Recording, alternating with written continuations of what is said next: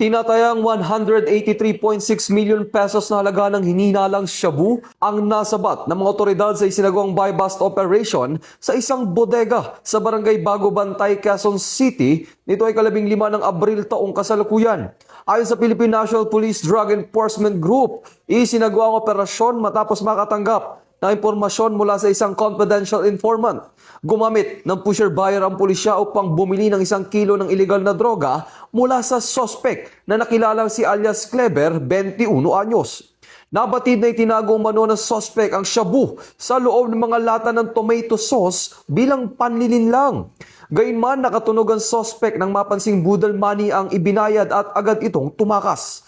Sa kabila nito, nakumpiska ng mga operatiba ang umigit kumulang 27,000 na gramo ng hininalang shabu mula sa bodega. Patuloy naman ang follow-up operations ng pulisya upang matunton ang suspect at matukoy ang posibleng mas mataas na personalidad o financer sa likod ng iligal na transaksyon.